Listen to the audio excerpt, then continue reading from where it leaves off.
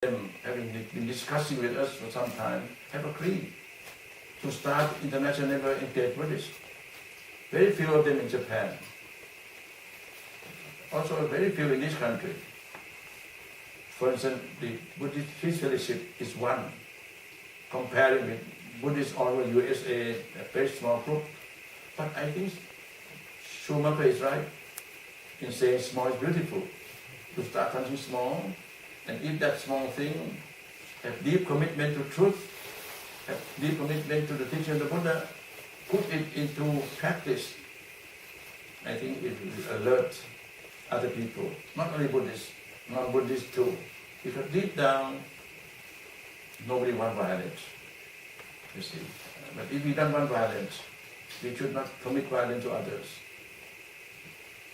There is a story some of you may know already.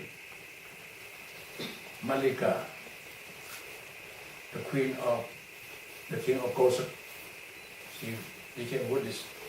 She was the first lady who became Buddhist. And she was, of course, in love with the king. One night they were standing on the balcony of the palace. And the king said, Malika, who you love best? He thought she would say, of course you, your majesty, my dear husband. But she being a Buddhist, very honest, she said, I love myself best.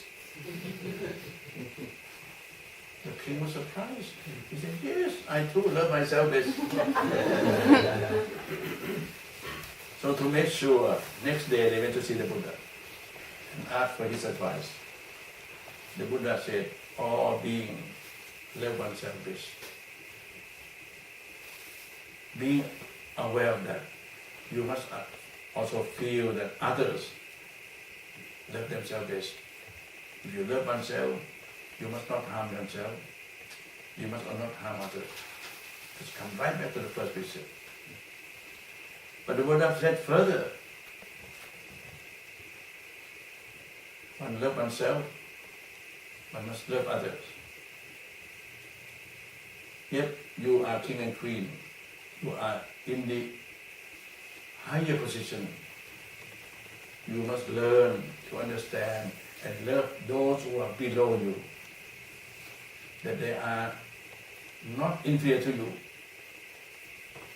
By culture, by caste system, by whatever, it may appear to be below you, but they are as important as you are. You must learn to respect all others, not only human beings, all sentient beings. Then, of course, you must also realize that they are above you. If you are king and queen, there may be emperors who are bigger than king and queens. There may be even other celestial beings who we don't see. But don't feel inferior to them, but take them as friends. Regard them as fellow beings. Don't treat others either superiorly or inferiorly. And the last in this teaching is that even among equals, we must realize that we are all interrelated. That is ultimately our love for oneself is the love to serve others, to care more for others. Learn that the self is not really a self. It's a self is only a perception that you must learn through deep meditation practice. And then I think that would be the pathway of wisdom. So I think what the Buddha said to Queen Malika and to the King of Kosala could be applied today. I think by not killing, by not stealing, it's only a guideline. The essence is how to realize that we are interrelated. We are all fellow sufferers together.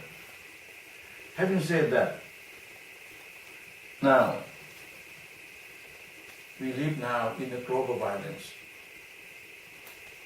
with consumerism, which is part and parcel of capitalism.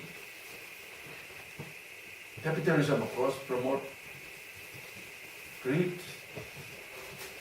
And by promoting greed, they are also promoting violence and use advertising, use the media to capture us that we are bound by consumerism. We have to consume more and more unnecessary things. In my latest books, unfortunately they're not on sale here, otherwise I will promote the book on the club and so on.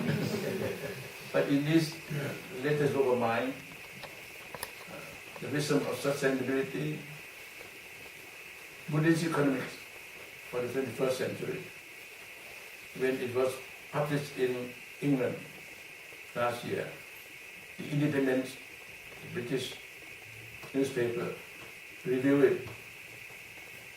And the first line of the review, it said, breathe in mindfully, breathe out away with Coca-Cola. And the reviewer said, David Cameron, the British Prime Minister, must read this book. The reason I mention this is that we breathe in, breathe out calmly, mindfully. It's wonderful. But, and not to commit anything on killing, stealing is wonderful. But you must also realize that the global structure makes things very violent. That's why you have to realize that Coca-Cola is one of the transnational corporations which capture us. Not only Coca-Cola, many companies. And they are these transnational corporations, in fact, ruin the world.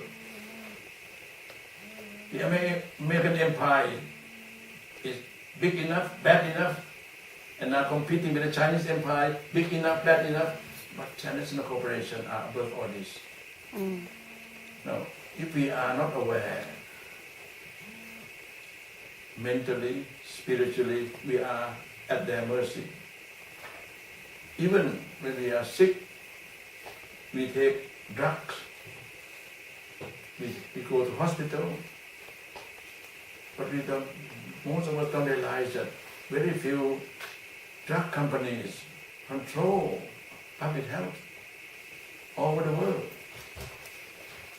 And these drug companies sometimes also involved with armament factories. So I think this is where modern Buddhists, you should not only stop killing, not only stop stealing, we must be aware of the global structure which produce violence, which produce greed, which produce all kinds of things which is the root cause of suffering. So, as I said, after sila, we need samadhi. Samadhi is how to breathe properly, to be mindful, to restructure our consciousness, but at the same time, we must know the structure of violence at the local level, national level, international level. Without that, we are not really facing the world.